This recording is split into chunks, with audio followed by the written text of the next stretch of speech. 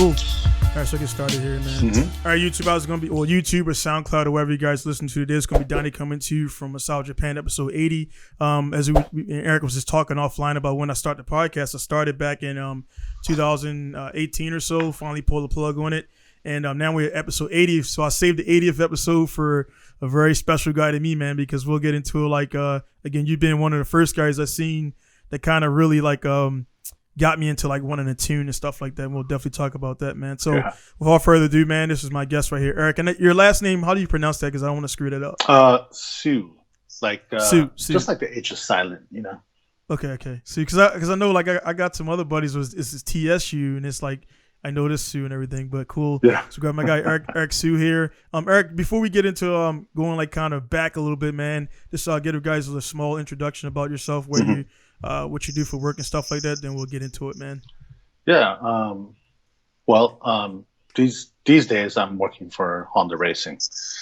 That's like I guess it's kind of like a grown-up job, you know. It's you do I do a lot of cool stuff with race cars and stuff, but it's it's not necessarily like what I'm passionate about personally, you know. So there's like what I used to do, the street car stuff. I mean, that's the fun stuff, you know. I mean, it's all fun. I enjoy it all. Yeah. But work's work, you know. It becomes a job, man, and it's like one of the things where like it's funny what I do right now. I'm running my shop. I was like back in the day, I didn't want to work for a shop or work in a shop, and then now I am running a shop.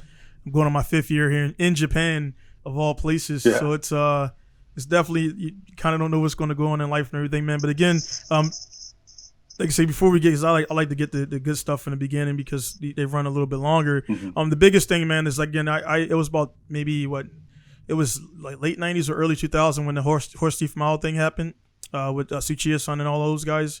They came down. You had the Subaru, and you beat the EG Civic in the finals.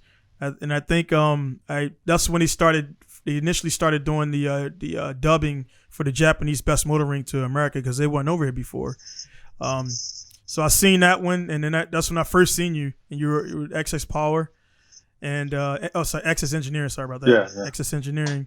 So that's the first time I seen you, man. And then I told guys online I was rooting for the Civic because I came from Hondas. That's where I started from with the EGs and the EFs and the SIR and all those swaps and everything, and then you beat the car. I was like, man, I looked up on your company, and I was like, man, this is cool. And from that point is when I've known of you since that point, man.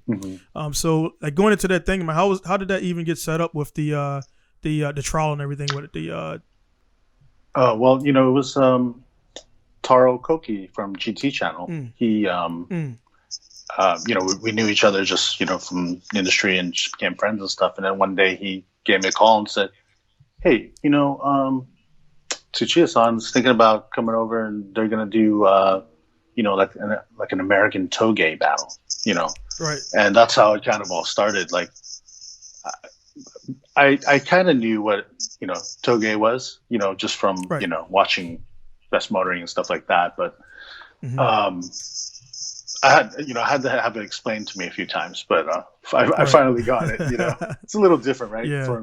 Compared to American stuff. Yeah. But I mean that's I didn't really know what to expect when we got up there, but we just kind of prepped the car, the Subaru at the time, which was it was a 2002 Bug-Eye Subaru. Right. And that was that was the hard car at the time, so we prepped it and brought it up there, not really knowing what to expect. But that Honda was Charlie's car. It was freaking fast. Yeah, man. Yeah, man. That was probably one of the first. Actually, no, it wasn't. That was definitely the first the K series swap EG that I seen and everything. And after that kind of started the trend because everybody was doing at that time this regular B18Cs or B16s, and then that came out, man, and that was just like the swap to have. And I've done a couple of them, man, and they're definitely pretty quick and everything. Oh yeah. With Hasport and all the swap kits now, I mean, you don't even really have to have you got to do a little bit of cutting, some mounts and stuff like that, and it's cool. And I mean, the stock ECU is more than good enough to do what you got to do, man. So that was pretty cool, man. And then was it the following year you had the R34, or was it?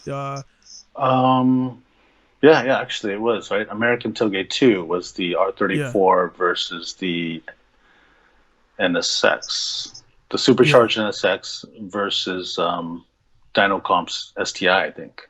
And it was kind of the battle between us three. And fortunately the R34 was pretty good. You know? Yeah, man. It was cool to see Tsuchiya-san talk about the cars. More so, it's like then I was in the States. I was at that time. You remember what year was that, man? Because I kind of my mind is cloudy. Yeah, same here. But I would say early 2000. 03. Yeah. Maybe 03 or 04, maybe. Somewhere around there. Yeah, it definitely was, because I remember that was the time I was in college. I was at University of Maryland at that time, and we had this thing. We had a share drive, and the way I got the video was some guy had it was a cool little.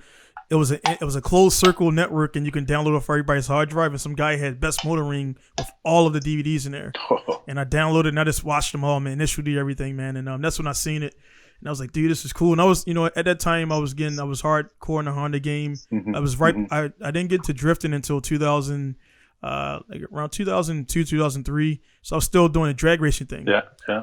And we call it, like, I guess our version of Touge, which is not anything close to what I do now, but we go on the back roads and kind of follow each other and think we're going fast and not knowing that we all suck at driving at the time. So it's like, then I seen that video, I was like, dude, this is a different level. And again, like you said, the bug eye came out and everybody had to have one, and all the guys are breaking the transmissions, drag racing, and doing all the wrong stuff with the car. Oh yeah.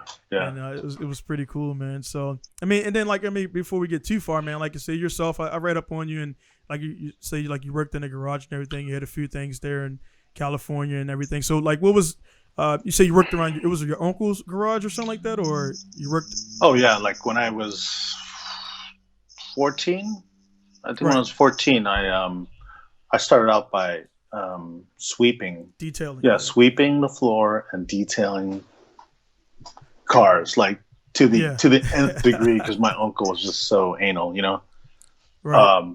Like no fingerprints, no dust, it was just hardcore. And that taught me a lot about attention to detail, So surprisingly, I was able to learn something from it.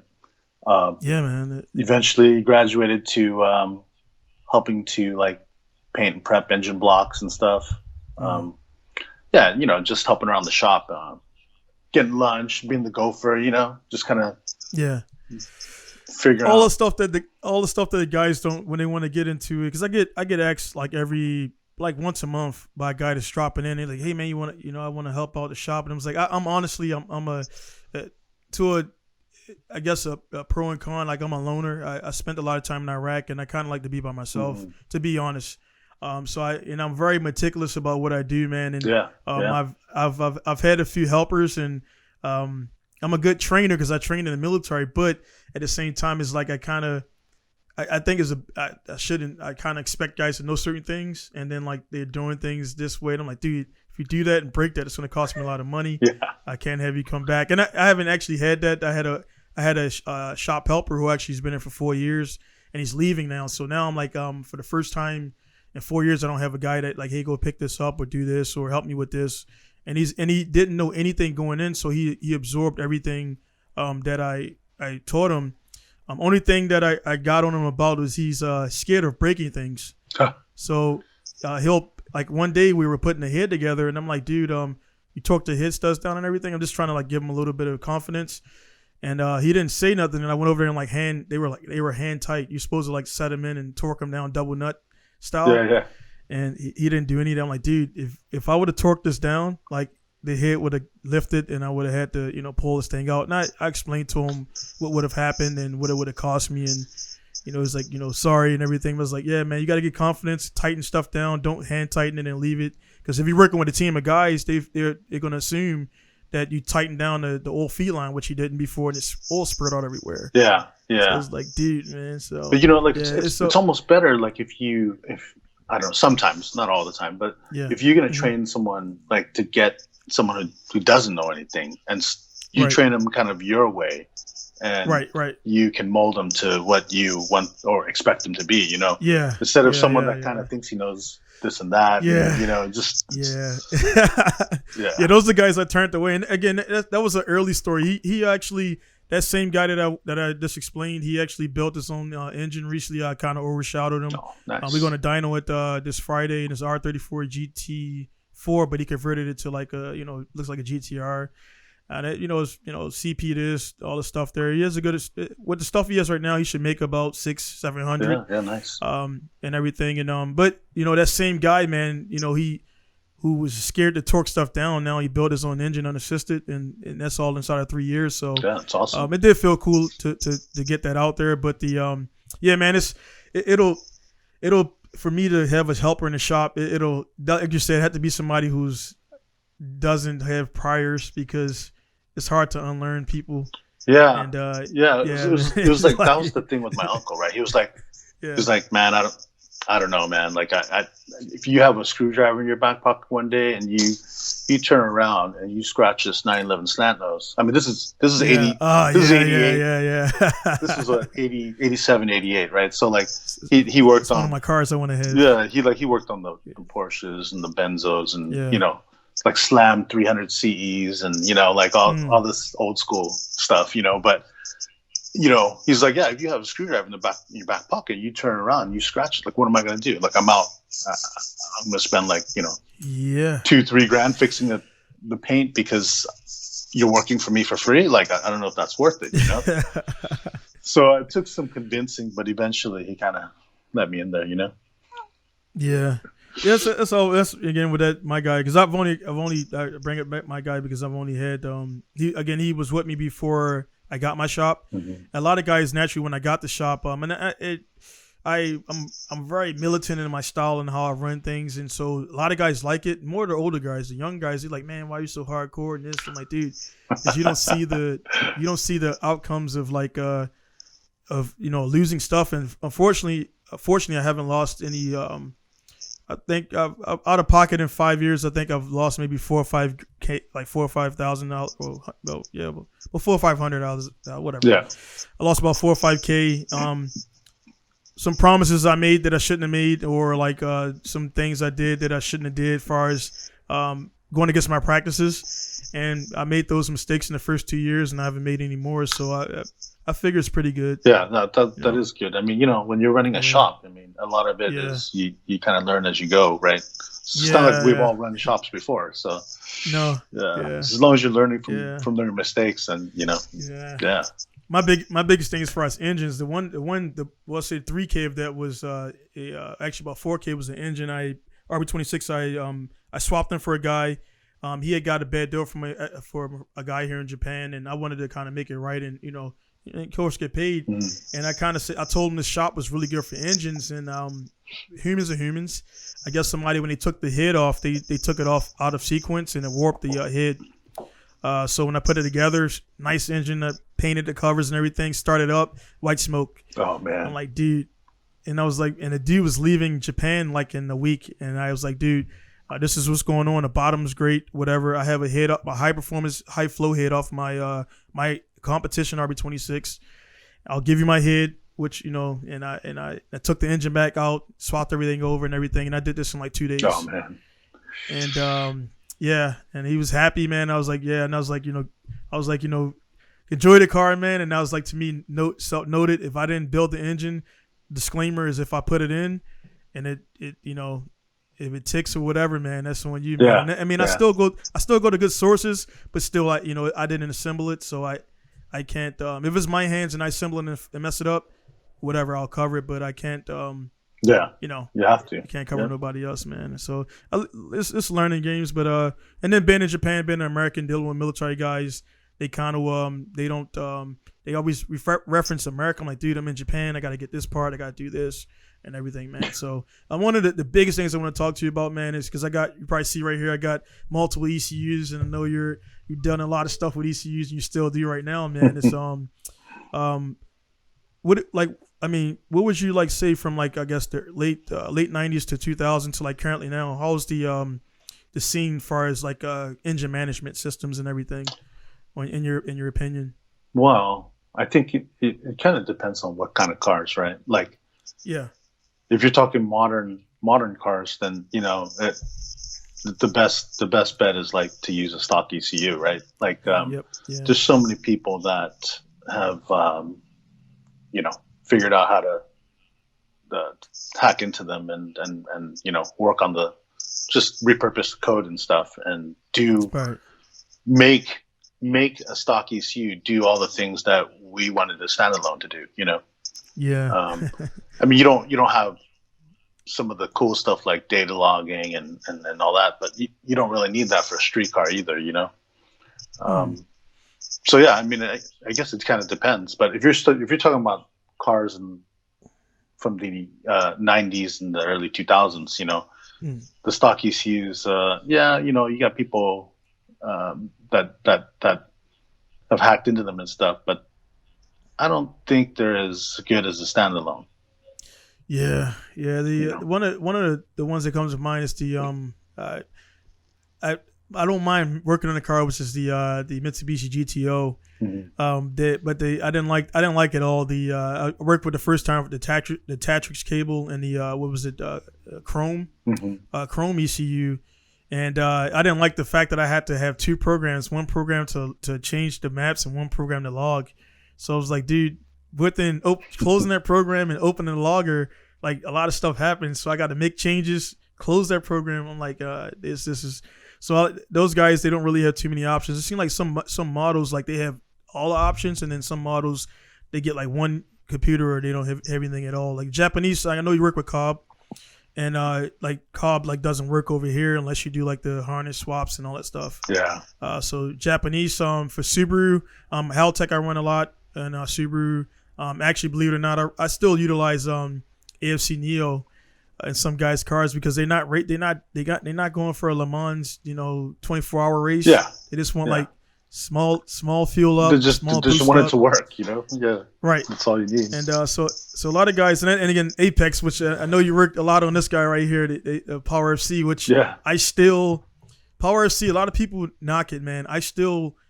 I get great results with it till this day. This is actually from one of my cars right outside. And Power C, if you could speak on it, man, what was your how did you get involved in the Apexy program? Well, so my buddy Toshi Hayama, he's well, I guess we're like old street racing buddies, but I think it was 1997, 6, 7, 8, somewhere around there. He got I guess he wrote like a proposal to Mr. Hasegawa, which was the president of Apex, and this crazy 20, 30 page proposal on, how to open a division in the US. And so he got it, he read it, they met, and they pulled the trigger. And then at that time I had already opened Access Engineering. That was in 1996.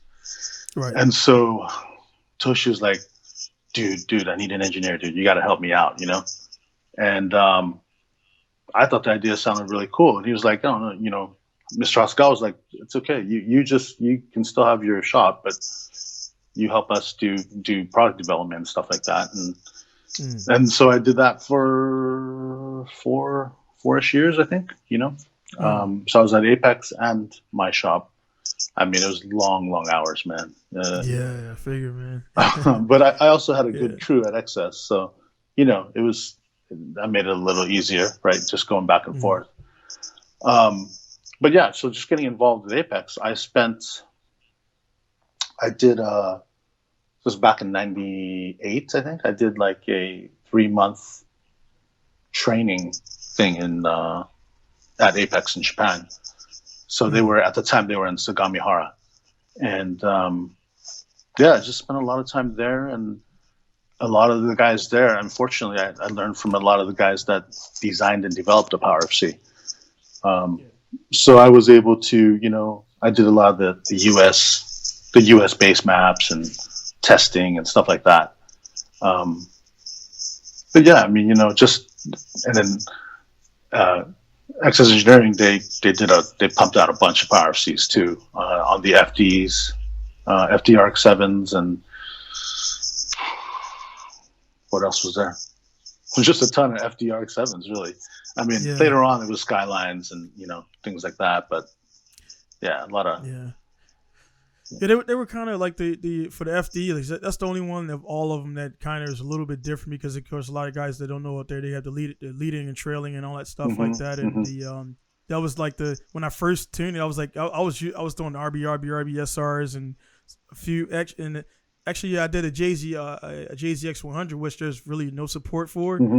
And it uses the hand controller for the FD because they use the it's like a different ignition table on there. I did it once a while ago, so I can't recall. But the FD, man, like when I first opened, I was like, "What the hell is this trailing stuff?" And like I was like I was like, "I'll just go in there, load a base map, and do some things." And it was my first time doing the RX-7 was kind of this is before my shop, and I had the guy in the seat, so I thought I was going to tune, and he was like, "Hey man, you know what you're doing?" I was like, "Yeah man, yeah, I'm cool," and everything. So I just set the base map on it. He wasn't running a lot of boosts or anything, and I just like kind of I didn't play with the ignition maps too much because he didn't need it. He was just doing he had regular turbos and everything like that. So again, a lot of guys today though, they kind of it doesn't have support for it can't do 85 and it can't do trigger wheel setups and things like that. But I'm like, dude, for most guys you don't. I think with my theory on engines, a lot of guys are doing bigger engines and stuff, and they don't necessarily have the skill. And it's like they just, I guess they see their buddy say, "Hey, you need this trigger wheel, you need this." I'm like, dude, the stock optic wheel is more than capable at your 7,000 RPMs at what you're looking to do. And it's like I think a lot of dudes just change things out without even knowing what they're changing out, and then the car never runs. Right. That's just it just it gets there and everything, man. So. That's just what that. I mean, so what do you like play with like these days? I mean, outside of your Honda thing, what do you use the most or tune on?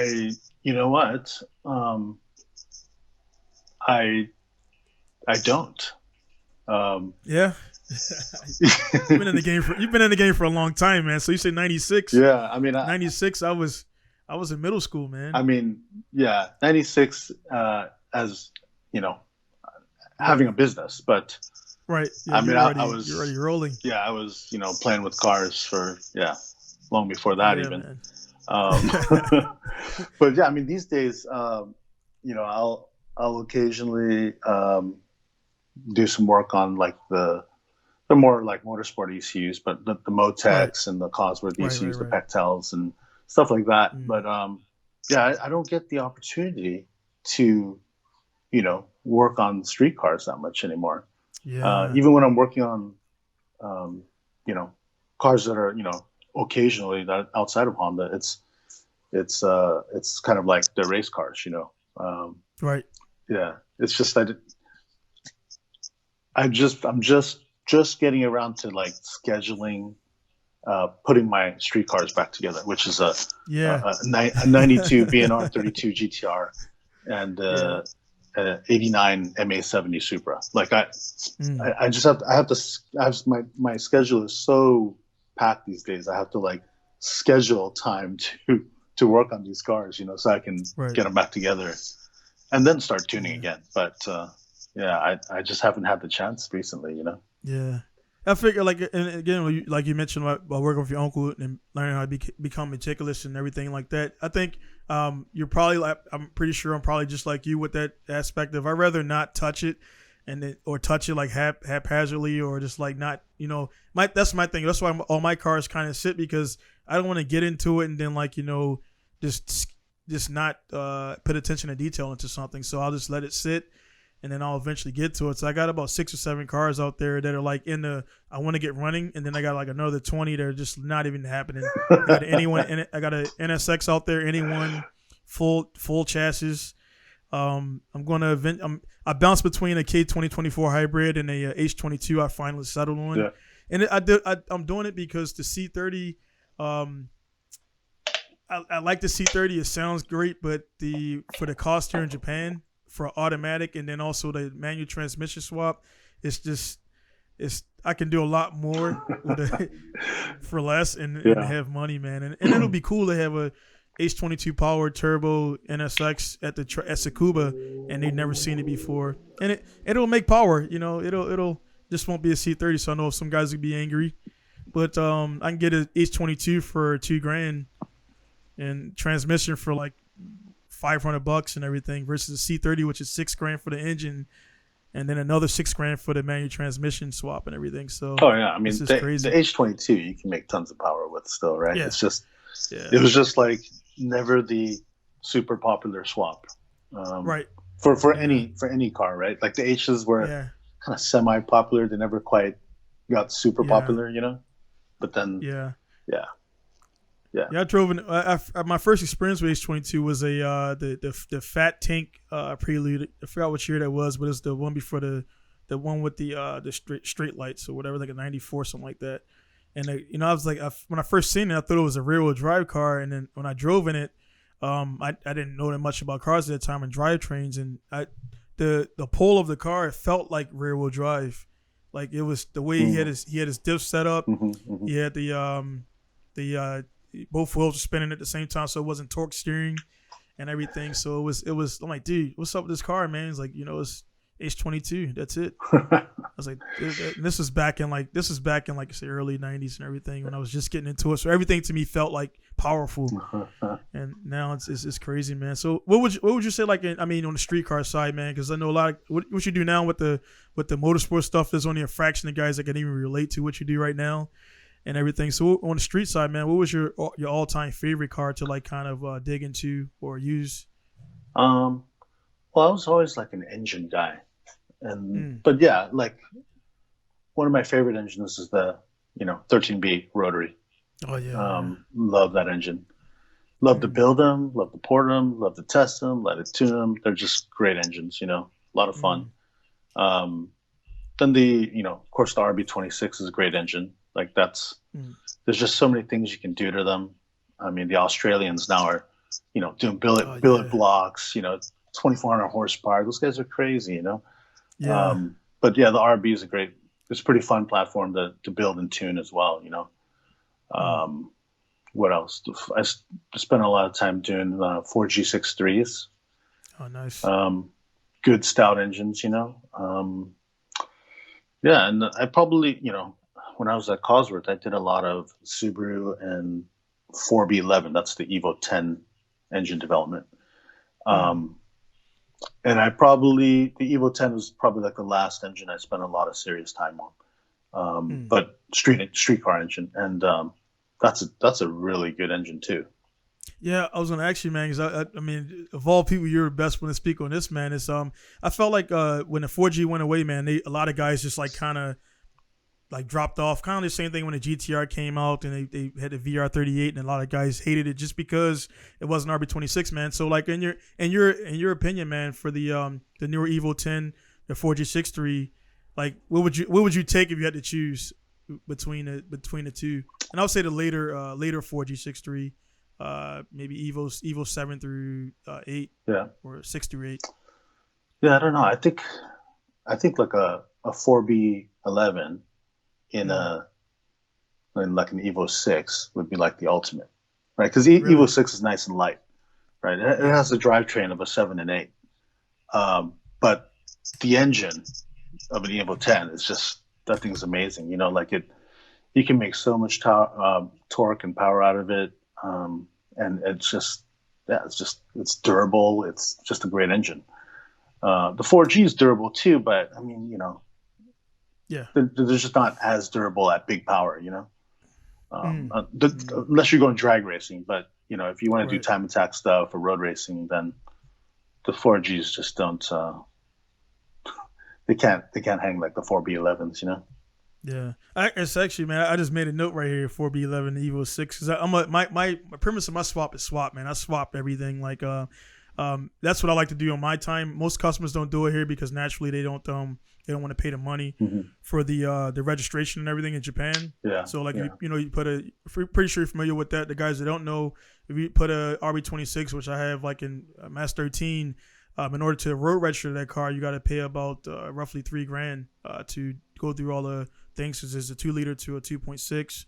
And so a 2.6 liter, they got to make sure it can handle it and all that crap like that. So right now I'm in the process of shoving a 1GZ into a cappuccino, which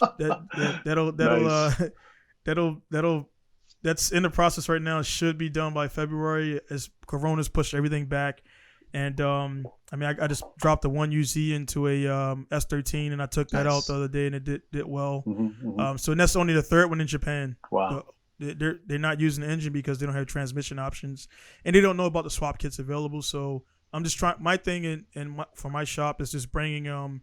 Japan is cool, but being in Japan and being from the States, and again you mentioned Australia, New Zealand with the crazy billet blocks, they kind of see they don't see outside of Japan, and they rather pay the high markup to go with the known HKS, Tomei, Garrett, whatever. Yeah. Yeah. And it's like, dude, there's a lot more stuff out there these days, and that's what I do. So I do the unpopular builds, and then when I go to Tsukuba, I run laps around the guys, and then I park the car, and then they like, what's this, what's that? I'm like, this is that company, this is GK Tech, this is that company, and they're like, cool, and I kind of win them over that way. And even with the ECUs, like the Haltex, they're starting to get on. Link, they're taking in this one right here. It's called a company called Spitronics. And it's actually from this is what runs the 1UZ, this box right here, and it does anti-lag, it does the matrix table is a little slow for my taste, kind of it's not as fast, but it does everything. It doesn't have knock control. I got my knock boxes for that and everything. But it controls ignition, timing, fuel. Does all that you could do. It got about 4 inputs for nitrous or whatever, or what you would on run. But I just took a chance on them in South Africa. They've been doing this since '92. Wow. And I was like, hey man, it was $580 plus shipping, and that's cheap. Yeah, man, and it's all flying leads, so you gotta wire it in. Right. But it took about an hour to wire it in, and it fires straight up, man. Wow. It was and that support is good, and that's my thing. And the overall ECU thing, it's just support. And price is whatever it's going to be, but the support, if I have a customer spend $1,200 and then the support is like lacking, and you've been in the industry, I don't want to call no names out, but some are better than others as far as user in support. For sure, and for sure. That's my thing. Is just if support's crappy, that's it, man. So I don't do that stuff, man. So but yeah, man. And then so with now kind of getting into your racing stuff, man. What's your I would say your monthly schedule like with the teams you're working with now and Honda and everything? It's pretty busy, I assume. Yeah, there's the series I primarily work in is IMSA. Okay, IMSA. Yeah, and IMSA, they I think they have 10 races a year, but there's a lot of testing and there's a bunch of work behind the scenes so that when you go to the track, you're ready to win, right? Or try to win. Yeah. So it's just a ton of work, from a group of guys, So back in the tuning world, you were like, you kind of orchestrated the build and you kind of, did all the tuning or the chassis settings, and maybe you had a guy or two help you out. But in racing, it's like just droves of engineers. You have the aero guy, you have the drivetrain guy, you got the gearbox guy, you got the suspension guy. It's just a bunch of engineers, So I'm just like a cog in the wheel there, but it's kind of nice too because you have a lot of data and a bunch of engineers that you can work with to build this car that'll hopefully win. Right. So it's a different challenge for sure. Yeah, I could imagine, man. It's definitely, I've never been in that setting. I mean, again, man, I'm trying to build a team, and I just had a recent incident where I thought a guy was kind of ready to go, and I think brought him up a little bit too fast. And I just think a lot of guys, like you said, you've been in the game for so long that by the time you get to a position like this, like you're securing what you do. You're not guessing that stuff. You know what you're doing. And my thing is like, I mean, I've already put my time in, and it's crazy, man. Again, from that video I got seen you, it's been now almost 22 years. I've been wasting money with this, man. Like, I got 3 kids now, 2 on the way, and a wife, and it's like, I got twins on the way, man. Oh, so wow. that's I tell everybody that's my staff. So I'm just waiting for them to grow up and everything, and they'll work here, and I can get free child labor out of them. There you go. Yeah. So, and then it'll be just like my son will be like you and your uncle, man. Where like, hey, man, don't scratch the car. I got an R34 over there. Don't do this, don't do that, and so it's cool. It's just I don't really have a team here, so like I go to the track on my guy. Like I do my tuning in between sessions. I do my tire prep, and it's efficient. And the guys are marvel at it, and it feels cool with guys like are impressed by it. But at the same time, it would be cool to be able to go to the driver's meeting and not worry about having to put my tires on and stuff like that. Right. And it's because it's military guys, and then there's a few civilian guys, but they're not really into at the level I'm into. Like I'm going to Tsuchiya, and guys they won't spend $300 for 3 20-minute sessions. They won't do it. Right. And I'm like, dude, this is cool with Time Attack, man. Like this is where you go to see if your theories are all correct, if your tuning's good, if your tires are good, and you get good results. And for me, it's business. So the customers see it, and then they'll come, man. So speaking on the customer side of things, when you're at the shop, man, what was your general customers like? What were they wanting to do back in that time when you were running there? Well, it was back in the late 90s and early 00s. Before Fast and the Furious. That's like a good, like, so yeah. It was pre Fast and the Furious. This. Yeah, that's right. Yeah. No, most of it was just streetcar guys that drove the cars on the street, right. And they just wanted more power, and a lot of times you give them a bunch of power, and then they breaks. Everything breaks, or then they need better tires and wheels, better suspension, and it was just kind of like you just work with the guy and as much as you wanted to do. And some guys, they went all the way. They bring you a bone stock car, and 3 years later it was making 600 horsepower on and big fat wheels and tires, and nice suspension, all that stuff.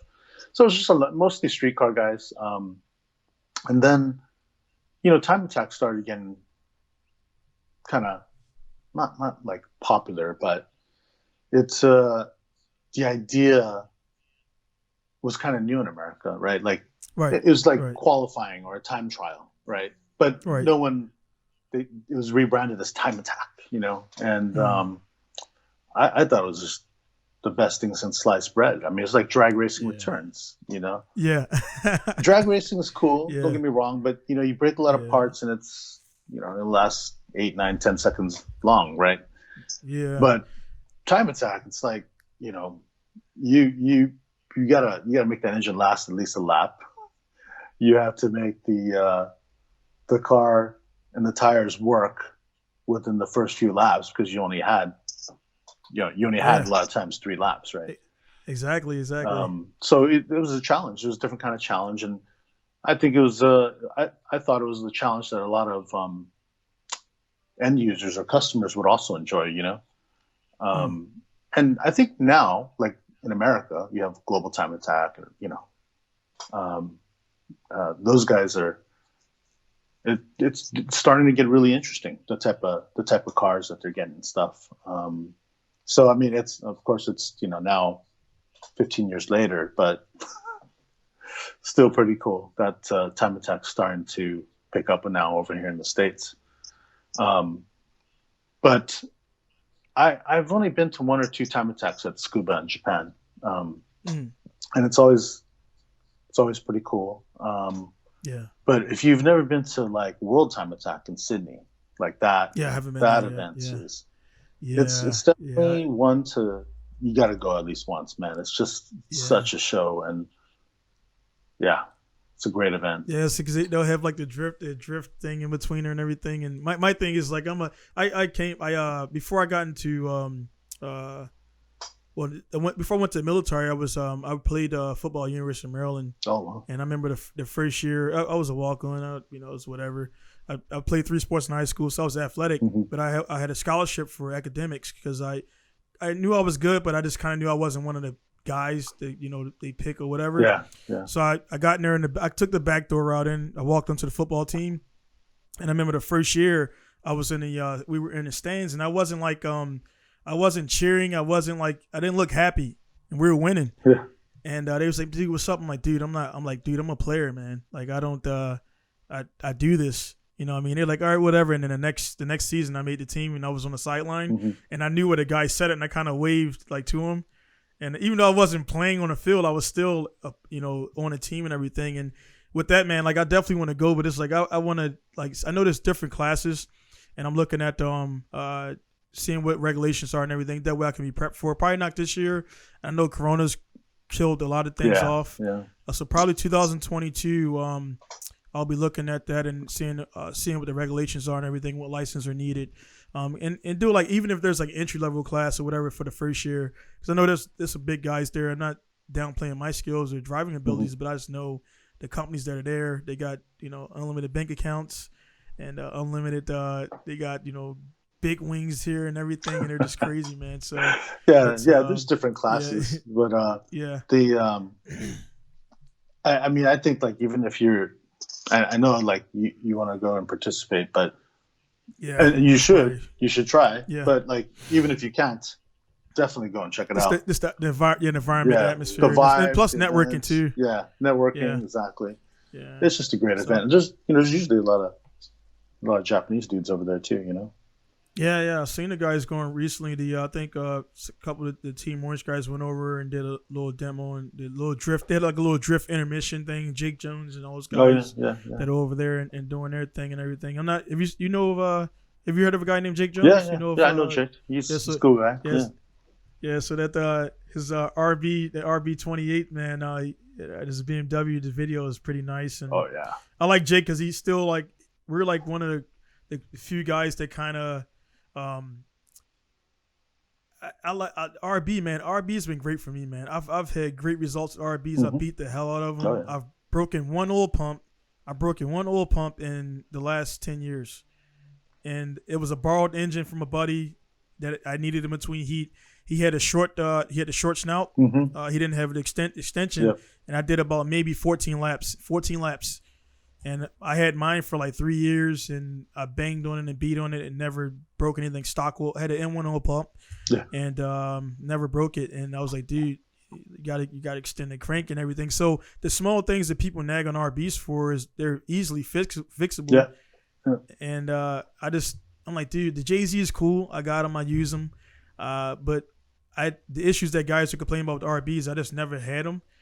And they just kind of, and Jake is one of those guys that he's like, yeah, RB for life, man. So to hear you talk about RB and you like it too it's pretty warming, man, because some guys just give up on it for whatever reason. And the RB20 is, I've beaten the piss out of those, man. They're just weird. They're like, they're weird. They don't have a lot of power, but they're strong. Yeah, they're so.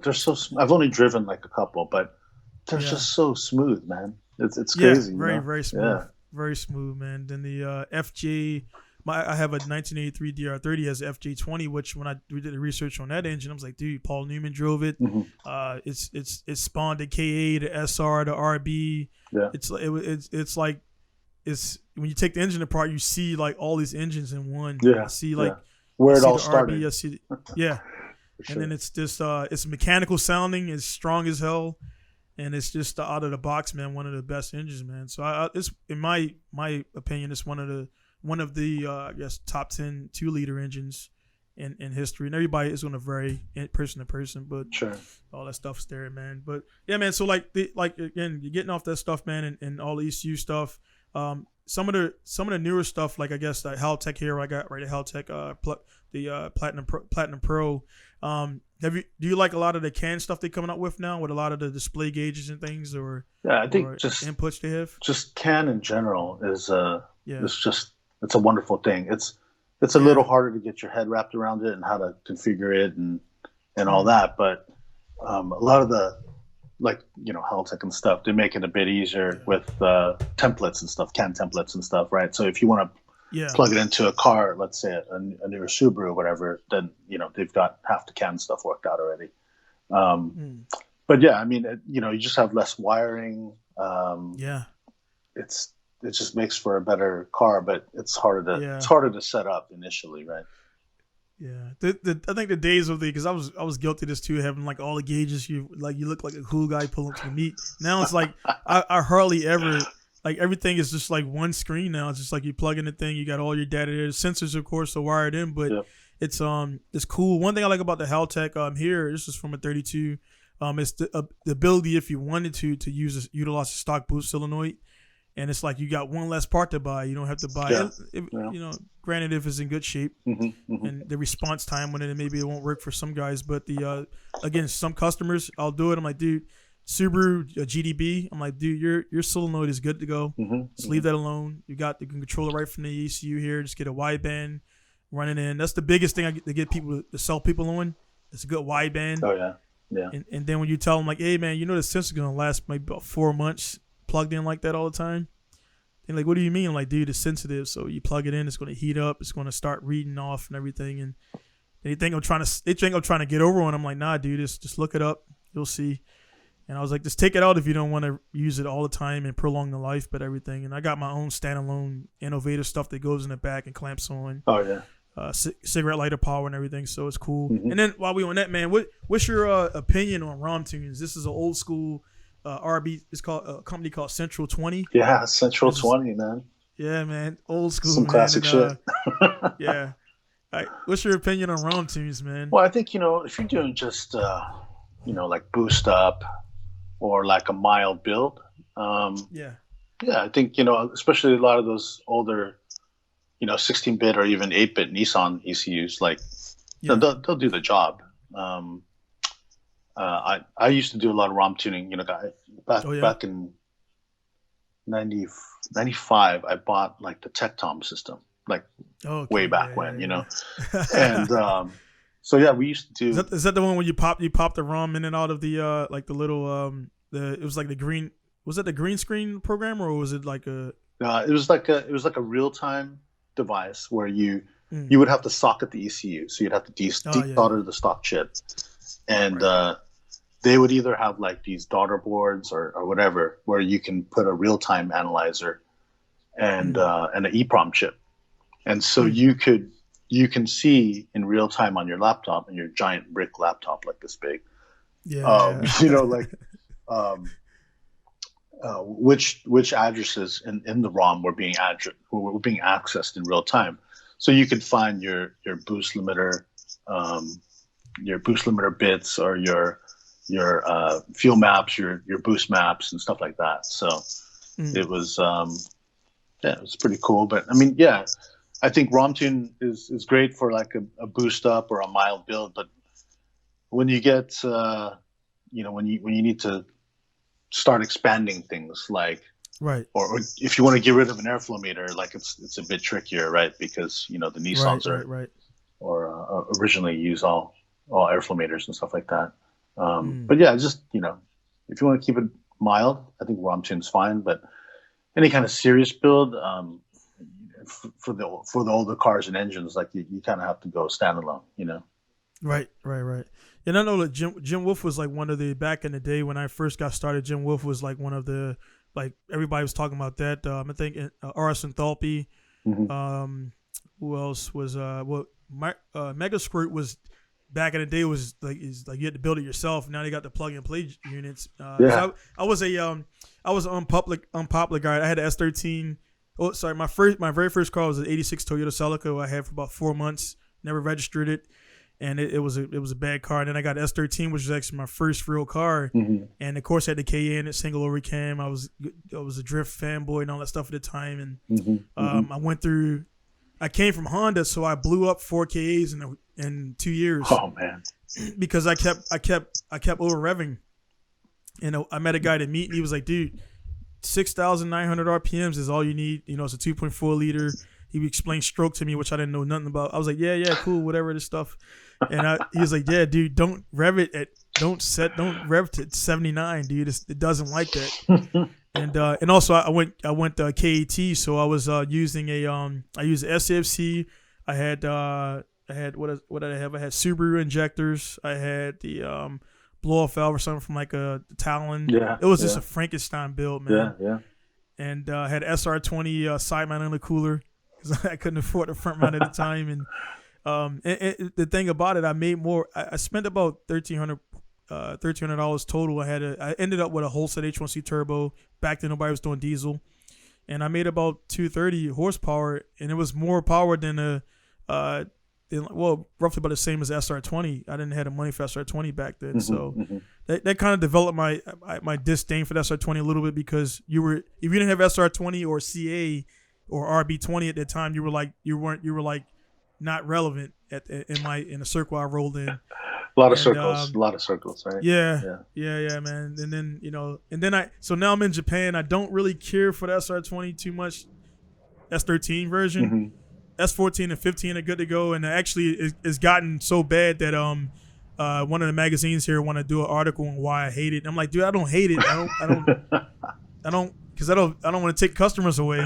Yeah. But it's just not my preference. It's just not an engine. I don't like the rocker arms and the popping off and snapping and breaking, and it's just have you worked with those a bit, SR20s in general? Back when back at XS Engineering, we did a lot of SRs. We didn't really do the swaps, but we did a lot of tuning,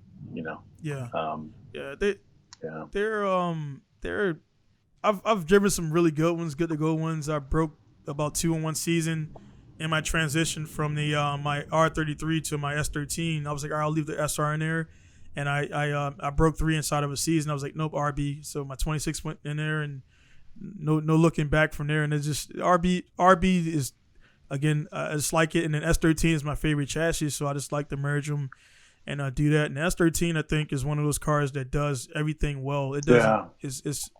It can do time attack. It can do rally for the FR rear wheel drive engines and everything, stuff like that. So one of the final one I would kind of show these off. Have you worked with the? Well, I know you have, man. But this is the HKS FCon Pro V. Yeah. This is for a 3S GTE. That's an old school one, right? That's like a version 2 point something, I think. This is version 2, version 2.0. Yeah. Yeah. So man, you nailed it, man. It's old school. Got like the RJ11 ports on there. Well, even the dip switch. Even the newer ones, the 3 point somethings, still have the RJ11s. They still got it. Yeah, they got the dip switches here and everything. Got the lights and everything. HKS. I don't know if they do now, but HKS. They were requiring. I don't tune HKS because I didn't pay like the membership to have the software legally. Right. And I think HKS now they allow guys to you have a FC data log it or FC Pro or something like that. Equivalent to like not so they do allow it now.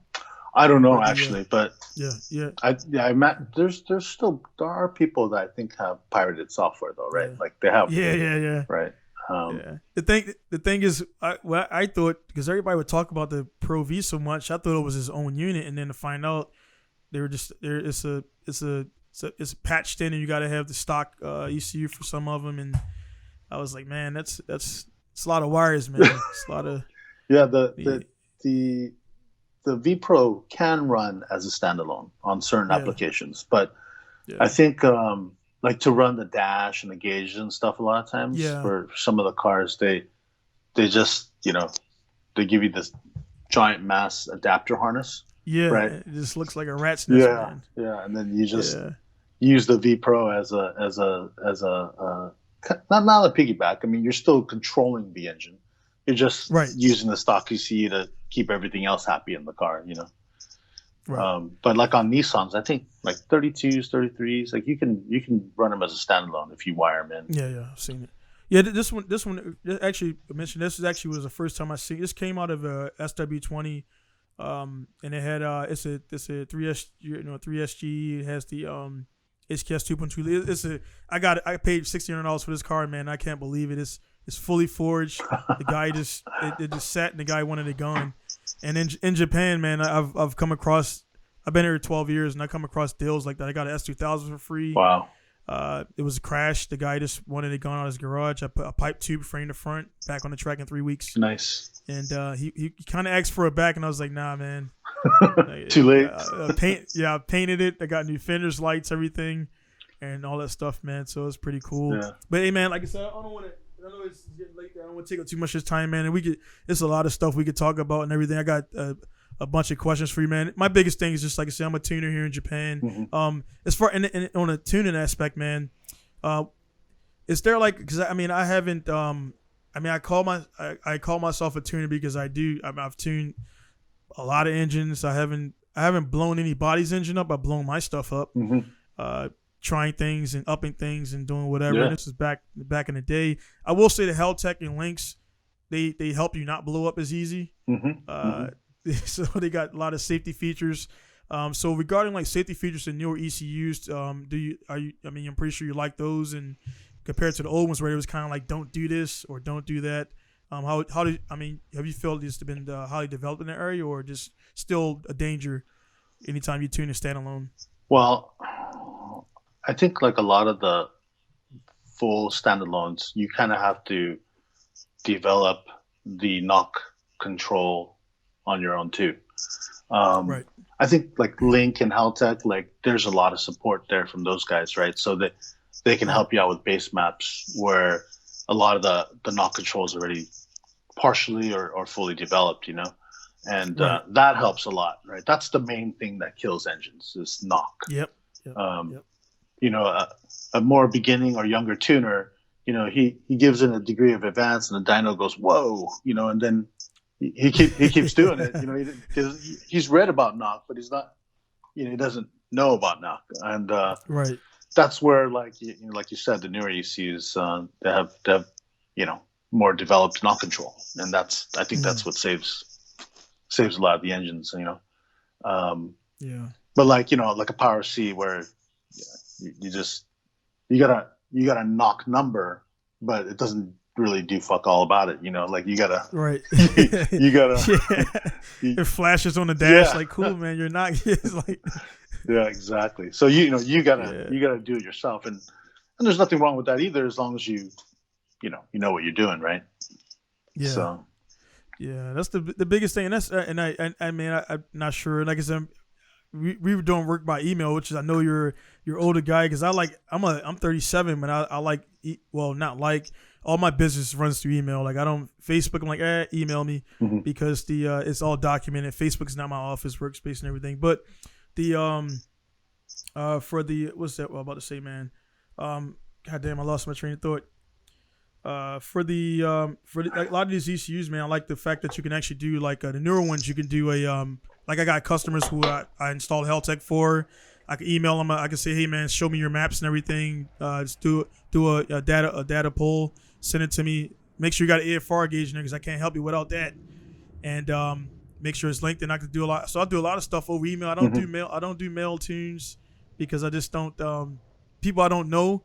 And then you send them a mail in tune, and then they're like, "Hey man, this blew my stuff up, and this, that, and the other." I'm like, dude, yeah. Like there's so many different variables. Like is your fuel pump, wired on a separate circuit? Right. Is it wired on a stock fuel controller? Supers, Super Z32s, older ones are bad for that dual voltage crap. Mm-hmm. Like man, unplug that. Take it out, full 12 volt mod and everything. And so that's why I tell guys, like, it goes down. And the biggest thing is, like I said, I know you see if you see sometimes guys say, hey man, what ECU do I run? I'm like, dude, and everybody, one or two guys will put what your tuner wants to tune. And I think that you agree with that, man, that basically you should run what your tuner likes to tune. Yeah, like if you're going to a shop and you trust their work and you like what they're doing, and your tuner says, hey, I think on this build we should run a Haltech or a Link, then you should listen to the guy. Yeah. Because you're entrusting him with your hard-earned money, and you're expecting him to give you a result that you like. So you got to listen to the guy, and that's back when I had XS Engineering, like it was that the guys that listened got the best cars. Yep. Because that's just how it is. Yeah, man. I'm gonna clip that part out and put it up as a sound bite, man. From a guy, again, I can say all I want to say, but again, man, a guy like you has been in the industry this long, man. People just, my Alan was the guy we were talking about on my podcast, and he brought you up, and that's why I hit you up, and I was like, man, because a lot of guys, they just, again, I think I'm at an age where, again, being 37, running my shop alone, they see 37, but it's like 20 years of that, 20 something years of that. I mean, from 19 or 18, 17, I found my first group of guys, and I got right into it because I came from computer repair electronics. That's what I did way before cars. So building computers and PCs, it just, for some reason, tuning this, reading things, and just being on the computer screen, I was able to navigate things, and I knew you go here to find that. And also, a lot of people don't know, in the new ones, it has the whole manual is in there electronically. Yeah. So you can just read it as you're tuning. Yep. And so I didn't have the money, so the guys would pay me to install was K Pro back in the day, and the Honda whatever, and I would just install the stuff and everything, and I would pretty much do it for food money. Yeah. Yeah. And that's how I started, man. I hung around guys who had a little bit more money than I did, and they were just afraid to. They were afraid to install things, install cams. I was like, dude, open the manual. It says take it out in the sequence. Don't put it in the sequence. Make sure you do this. Make sure you set your TDC, and we're good to go, man. So they got a lot of free labor.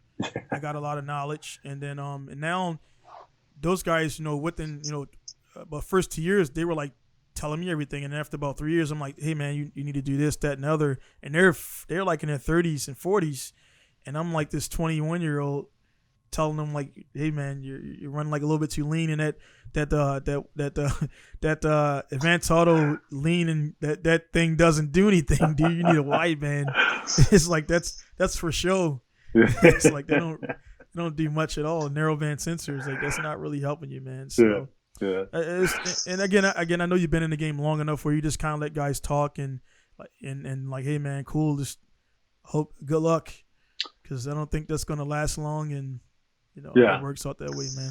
Yeah, a lot of time. I'm at the age now. I mean, when I was younger, I used to write a blog on motoiq.com, and I read them. Yeah, and I used to just rip shit all the time.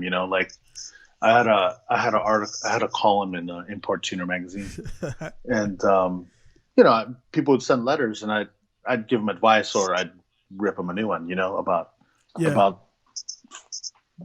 weird suggestions and stuff. But these days, like, I'm a little more mature, a little bit older, got the family, got the kids, I just tend to be, okay, cool. If I hear something that's not right, I won't. I'm not going to argue with them. I'm just going to walk away, Yeah, because I think some guys will say stuff wrong in the hopes that somebody will correct them, because they like thinking about it, but now, like back, you said you wrote the articles for those guys, Moto IQ and everything. There was no MySpace wasn't even formed yet, so that was the first one. Yeah, and then that took the form. Now, I was on like pretty much almost all the forums, and then that kind of died off, and then it kind of, now Facebook, man, information is just like lightning speed now. Yeah, so you get all this wrong information very quickly. Yeah, and I had to leave. I felt bad about it, because I didn't want to feel like I was above my peers, but I would go in some of the groups and people would tag me, and I would start to respond,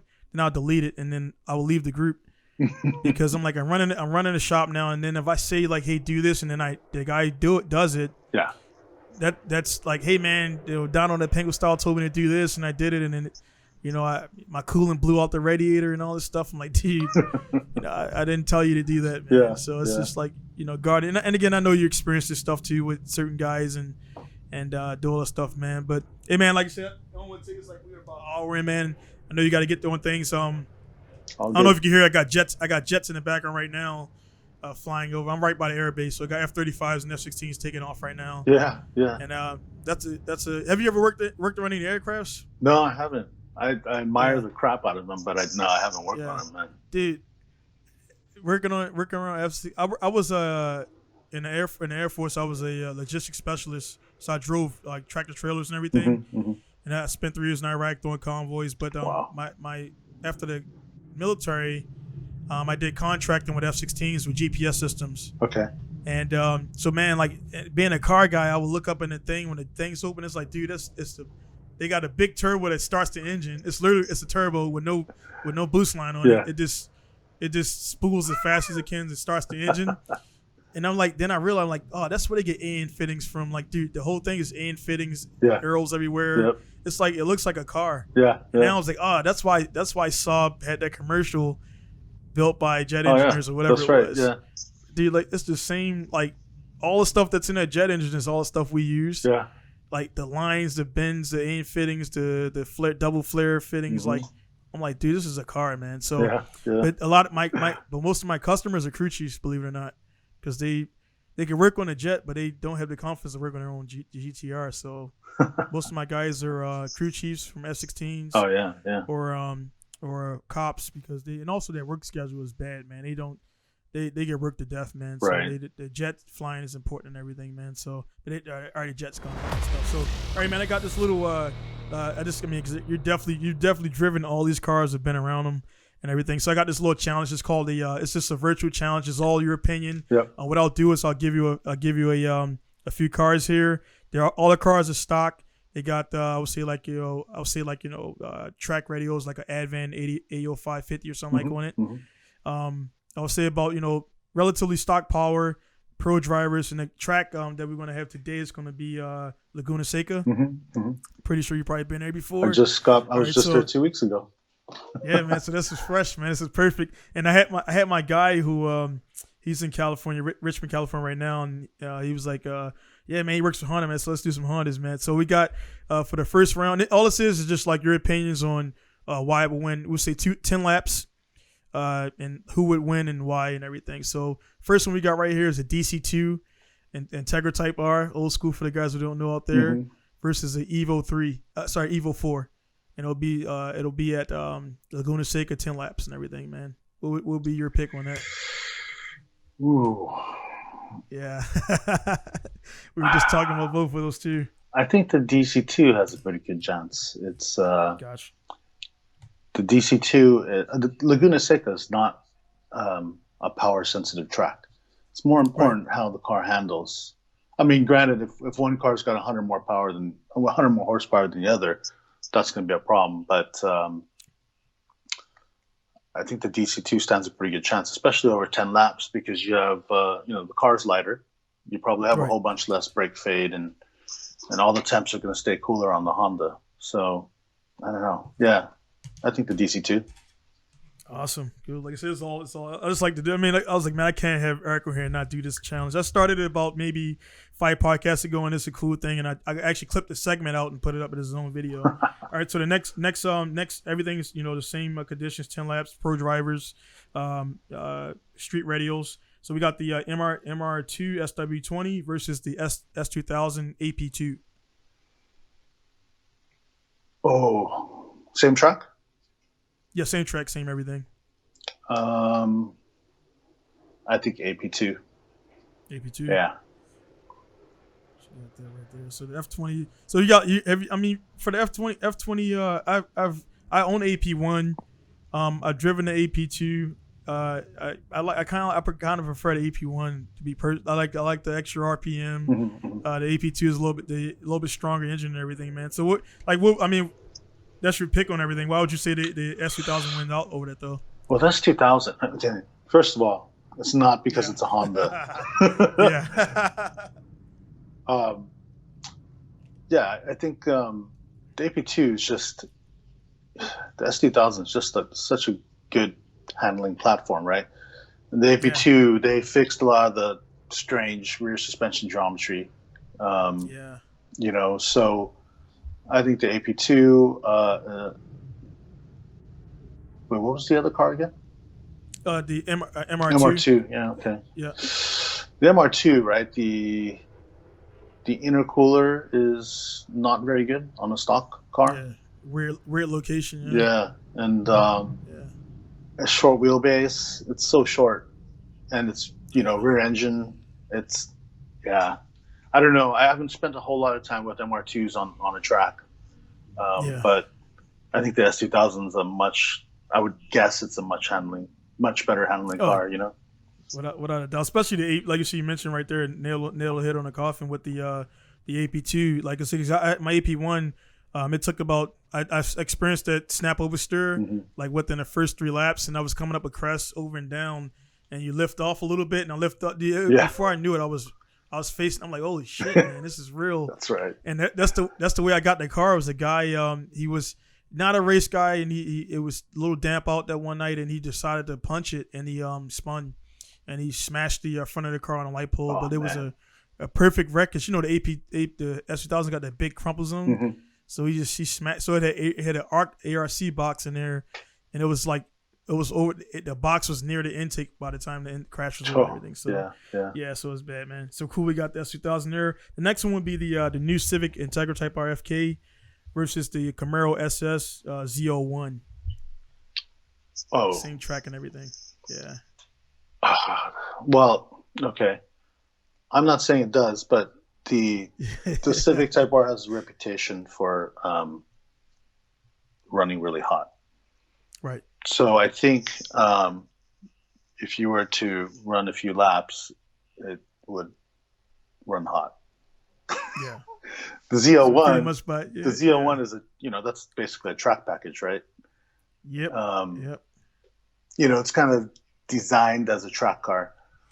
The Civic Type R looks cool, but I think it needs some mods to be able to do a 10-lap, full-out pro driver run.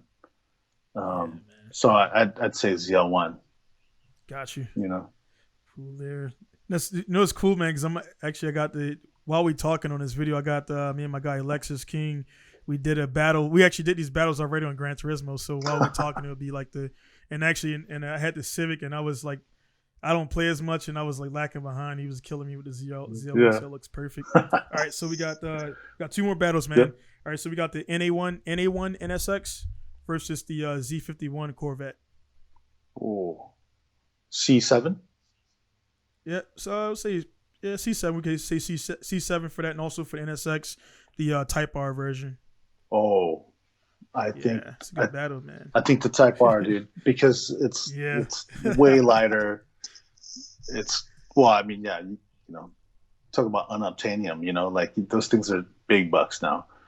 But raw performance wise, I think, because the Type R and NSX Type R is just a track day special, Yeah, out the box. Man. Yeah, I think that would do it for sure, but without question. Yeah, same thing. We picked that one too. All right, so the final one would be the new 2017 NSX, which I haven't driven that one yet, or I haven't driven the ZL1 or Z51 or that stuff. So, the new NSX 2017 versus the Ferrari 458 Italia. Oh, I haven't. I haven't driven the 458. I have driven the NSX. I just drove it 2 weeks ago, actually. Oh, nice. Not on Laguna Seca, but to and from the track. But 458 is NA. Like if you said 488, I think it'd be a better challenge because of the twin turbo V8. But the NSX it's got some balls, man. I mean, it's a hybrid, right? But it's just it's freaking pretty fast as a stock car. Yeah, I would have to say NSX just because twin turbo torque and hybrid. Awesome, man. Yeah. That was cool. Like I said, this is a cool little thing right there, and it can go different ways, and that's why, like I said, other guys wouldn't even mention I knew about the overheating for the Integra Type R FK, but most guys are like, oh, it's a Civic or this, that, and other, got a turbo and stuff like that. But it's like, that's like, I think a lot of people don't realize when they go to the track, it's cool. It's cool. Again, I'm a shop guy, and a lot of guys, young guys, they're like, hey man, you don't go to the track with us. When I do go to the track, my car is already prepped. It's already, everything's prepped. I still check everything at the track, but they're doing air temps and everything, and the stuff they should have did last night. And I already got my car prepped, so I'm there. I'm just unloading my car. I got a truck now, so I don't have to cram all my crap into the car. Yeah. So I pull it off. It's empty. There's nothing in it, and And then I get on the track, and then I'm doing like I did like the other day. I took the 1UZ V8 S13 out, and we had 3 or 4 30-minute sessions, and I stayed out there. I was out there, man, for I think I did 25 minutes to 30 minutes and everything, just straight lapping. So I did about 150 laps. Nice. And they were doing maybe 10, 15 laps, and they would come off because their cars overheating. The tires were like not the right temperature. I mean, right air pressure. You had 35 in the front and 48 in the back and 50 in. I'm like, dude, you're all over the place. You're on the steering to the left, not to the right, and everything. So they get to see that stuff, and it's gratifying, man, when I go out there and see that, and to see the development. Because I remember when I first went to the track, the smell and the sounds would make me energized, and I would lug nuts be loose, the couplers be loose, and everything. It's like, so it's like, man, it's just like I guess you grow and everything. Now you're again. I don't feel super old, man. Again, I look up to guys like yourself and my guy Charlie Tyson. I always joke about and everything. He's been in the game for a long time, and he's been in the game long enough where this guy Charlie was on VHS option videos. And he's been in the game for a long time. So when I met this guy, I was like, man, drift this and drift that. And he was like, yeah, cool, man. But he didn't tell me nothing about all this life in Japan. And he's a Hachiroku master and everything. He just let me talk and everything and stuff like that, man. So, but yeah, man. Again, man, it's been I definitely feel like I could talk to you for a lot longer, man. There's a lot of stuff out there and everything. I just wanted to cover like more sort of tuning aspect of things, and to have guys out there to see like again, a guy that's been in the industry this long. You've helped develop many things, and but you can still look at things like like a lot of guys that I think they feel like. I'm not paid by any of these guys. I'm a dealer for Haltech. I'm a dealer for the Spectronics. I tried Apex, but they were like, we good. We don't need you. And they told me straight up. They was like, hey man, we got all these guys already promoting our stuff, and the Power C kind of was losing its you can still buy them brand new here in Japan. But they're kind of like the Haltech is they're kind of taking over it away a little. Because honestly, the ease, the getting rid of the map, and it has an onboard map sensor 2.5 map sensor or whatever. So it's just guys like, I don't have to buy this, I gotta buy this. Then I've only worked with the D-Jetro version once, and it was weird for me a little bit. Was it a RB? RB26 or? It was RB. It was RB for customers, and he ended up. I was like, man, I hate to build all the maps and everything up. And it's a little bit different than the L-Jetro version and everything. And he didn't have the right sensor, and he was short on time. And I was like, dude, let's just get an L-Jetro version. I'll put your maps back in, because he cut them out. So I had to wire them back in and set them back up. And it was single turbo setup. So you had the Apex dual map pipe and all that good stuff, and it ran pretty good, man. So, but have you worked with those at all? The D-Jetro version, pretty sure you have. Yeah, back in the day, it's tricky because with individual throttles, and turbo, it's where Apex has you tap the pressure sensors, right? Right. It's a little tricky there, and I don't know. Yeah, man. It's hard. I got it. Eventually I got it, because I didn't know these type of things back when I first used it. And I was like, I tapped into the what was it? I tapped into the two center. Was it 4 and 3 and 4? And it was a boost. It was when I first started working on RB26s, and I was turning the car on, and the boost gauge just going like this. And then I was like, dude, what the hell is going on? He's like, the dude was like, you tap. So it's pretty much on a compression stroke. It's the vacuum is going up and down. So I was talking to old guys like, dude, you got to tap all 6, run them into one. And then I was like, do all that and everything. Or just pull off the back of the manifold. So I've seen a lot of different setups. I've seen guys tap under the manifold into the air chamber, who still have it, because I don't run. I delete all that stuff on mine for my track cars. Oh yeah. So I just got I don't use the idlers. I don't use for me it's just one less thing for a hose to pop off, or stuff like that. So, but for the street cars, I'm like, dude, just idler works good. Make sure it's new or whatever. and it runs pretty good there. So I just I think that was my first thing when I first opened my shop, was I wanted to build these crazy builds, and I didn't realize my customers, they weren't really into like this high end stuff.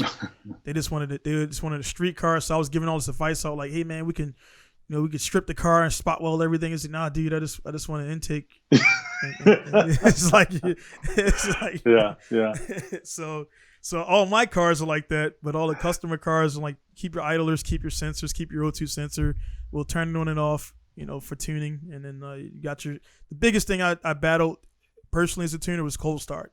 Because, and now at Haltech, though, I had a guy, come in and he was like, it started this. I'm like, I scanned his ECU and I was able to make changes and send it back to him. He's like, all right, it's perfect now. And I'm like, all right, just keep that for the winter time. Because I'm in Misawa and it gets extremely cold. There's a lot of snow. Then it gets extremely hot. And I had to explain to him, like, dude, your tune is not going to work good. And that one I did in the summertime at 90 degrees is not going to work good at this time, man. Yeah. So, it's different, man. Yeah, man. So, man, again, man, I'm talking to a brick wall. I know, man. You know all this stuff, dude. So it's just, again, it's you've already seen all this stuff. You've already done all this stuff, man. I'm just excited to talk to you about it. No, and it's cool. everything. It's all pretty interesting. I mean, I don't. Yeah. These days, I don't get to hear stuff like that anymore, right? Yeah. So it's pretty cool, man. Yeah, for sure. It's but again, it's still, with all this stuff I have right here in front of me, all these, outside of the ROM one, all these standalone units, like I'll still, like I said before in the beginning, I'll still pull out a SFC 2, which I've used in the last 2 months actually. Yeah. The guy he wanted 550cc injectors, little boost up. I was like, dude, I got this one in the corner that's been sitting there for like 10 years. Fired it up, started right up. I had to erase all the maps and everything. And I showed him it's like, don't touch the in and out settings on it. You got a Z32. Yeah. It was a Subaru with a Z32. We changed the maps to Z32, and I was like, don't mess with this, man. Just don't touch nothing, and you'll be fine, man. So that's the biggest thing. And finally on that, man, what's your? I keep thinking about different stuff, man. Have you ever locked anybody's ECU, or do you lock tunes, or do you just tell them don't touch the tune or whatever? Yeah, I mean, back when we had the shop, I mean, you had other shops in the neighborhood, right? So you kind of wanted to make sure that all that time and effort you put into the calibration, the ECU, was just yours. So yeah, we did a lot of passwords and stuff, which I don't remember any of them, and I've had people track me down and be like, "Yo, what's the password for this ECU?" Dude, I don't remember, man. I don't know. That was 15 years ago, man. I don't remember. So, but that's funny. It's funny because this Haltech right here is the same thing. It came, and that's the first time I had I went to go load it up, and I didn't even know because I loaded it up, and it was like the Wichita. I was like, man, the ECU is locked, and I just spent $1,000 on it. And I hit up Haltech, and normally they don't. Most guys don't give you any help if you bought it third person. Yeah. Even though I'm like, dude, I'm a dealer, but this buddy of mine had it, and I wanted to help him out. He's like, just lay a tune over top of it. It'll erase the password. I was like, that easy. So it just erased everything out, man. But I kind of like because I kind of, with the newer ones, I started working with Link and all that stuff and everything, and I kind of tell the customer, like, look, man, it's your stuff. I'm in Japan, so I don't have any competitive shops. The only tuner here, Japanese guys that are here, they don't want to even talk to Americans, so I don't have to worry about them. And they don't even they still use eManage and HKS and stuff like that. So all of your clients are all American mostly. Yeah, I mean, I want Japanese, but it's just I guess, man, they come to my shop, they see the cars, they see the builds, and everything, and it's just they just worried. They kind of. It's too different for them. Yeah. It's like a gaijin, like tuning my engine, like right. Yeah. They just kind of So even when I get good results at the track, and I got all these videos on YouTube of me beating the hell out of these engines and installing ECUs, they just like. I'm like, all right, man. I guess I got to win a few championships or something, and then they're like, all right, cool, man. You can change my oil now. Right. Like, I'm leveling up. So, and also I did get my notoriety here being a drifter, so I got pro drift license. But drifters don't spend money. I've been open 4 years. I haven't built a single drift car for anybody else. all my money is time attack guys and street guys. Right. I get zero money from drifters. So the guys out there, they know that I'm a drifter, and they see all these cars, so they kind of assume drifters have a bad. But they don't. I mean, you look at I'm pretty sure you know Formula Drift guys. They got the cars are the levels are crazy now. The power, the tuning, the data outputs and everything, and they just assume drifters are like hacks and they do bad work. And I'm like, nah, dude, I'm a drifter, but I don't do that type of stuff, man. So that's the biggest thing, is convincing them that I actually do, like, you know, good work, right. and I don't zip tie everything, and you know, your connecting rods not together with zip ties, they're together with the wrist pin snaps and the snap rings and stuff. You know, it's little stuff like that. So that's kind of what I battle. And this, again, it's only 4 going on 5 years in January, so I know to be patient. They'll come around. Yeah, that's exactly it, right? Like you let the work speak for itself, and over time, right, they'll realize it, right? Yeah. So it was a little bit disheartening in the beginning, because I'm like, dude, I'm you know, doing all this stuff, and they just don't see it.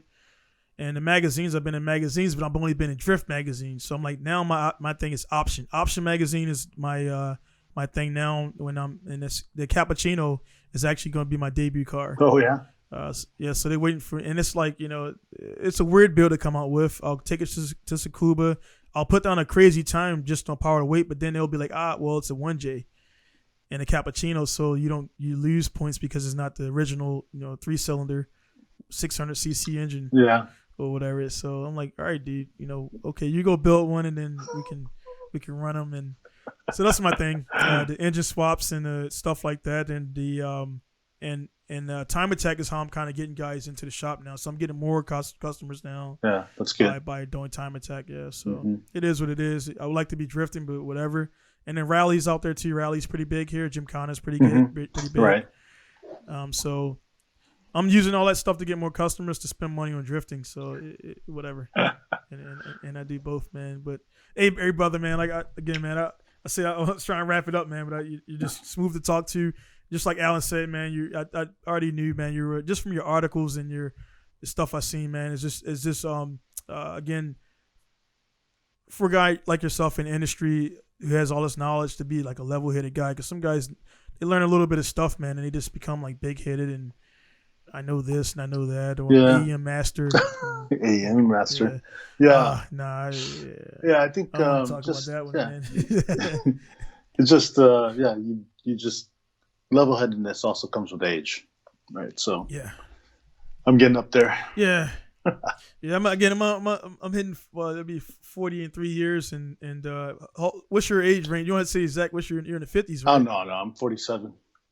40, man. Seems like you've been in the game so long. You feel like that time. It's like that. It's like crazy. Can I say 20 years ago? I said, man, you bullshit. Like, nah, dude. Literally, 20. I'm 37 now. I like 19, whatever, 17, whatever. Man, is when I started doing it. So like time just passes. And I ran from cops. I did all the street racing stuff, and then around about before I joined the military, I was like, dude, I got points. I'm about to lose my license. I'm like, this is, I'm done, man. And then guys start bringing out guns to, they lose in races, and the guy doesn't want to pay you up. And like, bro, it's time to leave, man. And guys will start dying from, cars are getting faster, and then their brakes are stock, and I had a few buddies die in highway accidents, and we were all doing that stupid highway stuff, and now I got kids, and I'm like, dude, there's kids in this car, it's older people in this car, and now I was like, I can't believe I was doing that stuff, man. Yeah. We were all young. We were all young once. We all did stupid shit here and there. Yeah. So it was like, I got over, and the final thing was in Japan, I wrecked my D1 car. Like you said, mentioned being level-headed. I was a little younger. I did a D1 event. I didn't like the judge. Drifting is judged, so it's like it's biased. Yeah. And I being an American, man, I started leveling up, and I'm like, dude, I know I'm better than this guy. And I screwed up myself, so I got myself kicked out of the event by spinning out, flat spinning. And then I seen him judge my other buddy who's Japanese, and he didn't stop drifting, but he kind of like straightened up and it gave the win to this other guy who was a money guy for the track. Yeah. So I'm like, man, I seen that and I got pissed off. I packed up and left. And then my guy, he was like, hey man, you want to go out to the mountains? I was like, at this point I haven't done anything on the streets in like almost 7 years. Yeah. Nothing. And I was like, yeah, I'm gonna go out to the mountain in my drift car, pro car, 600 horsepower is a good idea, right? Yeah. And so I take the car out there, had number plates on it. The way it worked, man, my insurance expired the same night, ironically. Huh. I had an ignition issue, which I didn't. It was I found out after the crash. One of the pins on the injector was backing out. The plastic container broke off, so it kept jumping in and out. Oh man! So I went for a drift and it was breaking up, and I came downhill and it was like, dude, slow down, you're going too fast. I'm like, what do you mean? That's cool, right? I say, no, not here. This is second gear drifting only. Yeah. So I come down the hill, 600 horsepower, and I had a girl in the car, and luckily I let her out, and then I came down again, man, and I spun out and went down the hill 10 feet, hit a tree. Oh man! And, so I got 600 horsepower RB20, 26. All this, the car is worth about 60K, which not really nothing in a NASCAR F1 world, but collectively it's about 60K worth of work in a ditch, and Damn. I had to leave it there, man. I had to leave it there. A Yakuza buddy, his dad knew he drove in the street. He craned my car out, and then he was going to use my insurance as a write-off, but the insurance expired. So I had to pay this guy $1,200 in increments of $200 over like the span of 6 months or whatever. And his son was taking advantage of that. He was like, he knew he saved my ass, and I was like, man, I kind of felt indebted to him because they saved my ass from getting kicked out of Japan. Yeah. So his son was like, hey man, I got this clutch. I was like, all right, dude, bring it over, man. So I did his clutch for him. Then he's like, hey man, my exhaust studs are broke. So like he 6 of his the RB studs break off all the time. Yeah. Pull a manifold off, had to extract all the studs up with a drill into the block. Oh man, it's snowing outside, and drilling into the block, had to extract all the studs, put all new studs in there. Then he bought a he was like, oh man, my trans is broken. I was like, dude, here's the last $200. See you later, man. So I paid him. I gave his dad some beer, and I was like, never. And that was like, I was like, never again, man. I was like, that's that was it. That was shitty. Yeah, that was shitty, man. But you learned from the lesson, set me right? back. So yeah, I learned from it, man. It set me back. That set me back about 2 years. I just got the military. I wasn't making no money like that, and I got another car, and it's outside right now. And it just, I was like, man, that one night, all these drifts I've done successfully. That one drift, man, almost kicked me out of Japan and lost me a ton of money. Lost me a car, sponsors, everything, man. Damn. And yeah, man. Rough. Lessons learned. So the lesson out for the guys out there listening and viewing, man, stay out the streets, because you got all these tracks and time for the guys in the States, man. Autocross is everywhere. Yeah. So you can go SCCA, NASA. You can go in there at HPD, time attack, hot laps, and everything. So it's just not worth it, man. So is the lesson like stay off the streets, or is the lesson to stay in second gear? Yeah, stay. Yeah. You know what I'm saying? Probably stay in second gear because they told me to, and I put it in third gear because it sound cool. When the tires tripping in between gear shifts and smoke's coming out and the wastegate's open into the atmosphere, which is not supposed to be. Well, in Japan, it's crazy though. Like on the streets, you can go drifting all night. Like, I mean, back when we used to, we filmed when we filmed like JDM Insider. It's like this. Yeah. And that's that's the Touche you're talking about. Yeah, that's the Touche. Oh shit, man, yeah. So when we used to film JDM Insider, we used to go drifting with like a lot of the pro drift guys, but on the street, like all night long, and it was just amazing that there's a cop station just down the street, but they don't care. As long as you're not, no one's getting murdered or it's all good. You just go all night, Yeah, man. So in Japan, I think the lesson is stay in second gear. Staying second gear, man. Just so Touche and the other guy was Hiro, right? Hiro was his co-host. Hiro Nanahoshi. Yeah, man. He was the Motor X guy. Yeah, that was crazy. Like when you said Touche, I was like, it can't be the same Touche from JDJ because I remember they came in with. I got actually I have the DVDs right here. I got them right to the side of me. The JDM Insider DVD, man. So I still got my sleeve of back when people bought DVDs and burnt DVDs and everything, man. But yeah, man, it's It's crazy, but it's cool to see, man. No matter what the age range and the gaps and everything, it's like we all do the same thing. It's just like, it's racing and doing everything. Again, you're doing it at a level that I mean, I definitely would like to get into that portion of it, because it's honestly the risk, the money is higher to get in, but also the rewards a little bit better. Sure. Drifting, you kind of spend a lot of money and you get that check that doesn't really cover much. and I tell my guys, I'm like, dude, like, you're not going to become a rock star for this. Nope, it's not going to be many people that's going to be even to Atron Sentinel level either. But at the same time, I mean, that's just F1 and NASCAR, different stratosphere and everything, and they got different things. So I tell guys, like, look, man, the money that you see on this quote, I had one customer who was actually a good guy, and I was like, hey, man, this is how much one set of tires cost in F1. This is how much one set of overalls cost in F1. And when they seen that list, it was like, it was like, yeah, your R34 V-Spec 2 it's not, it's a different level, man. So that kind of brings some guys down, because they feel like they they got this car and a near spec edition. Mm-hmm. And I'm like, dude, yeah, it's cool, but there's different levels and groups. For sure. That Group 3 car over there is totally different than your R32 right here. It's two different worlds, man. So it's just cool to be in it, man. But hey, man, again, brother, it's been good to speak to you. I like to do it again in the future, man. After things have kind of cooled down with the COVID stuff and the elections and whatever's happening with all that stuff. Yeah. And everything in the States, man. And but again, man, thanks for your time.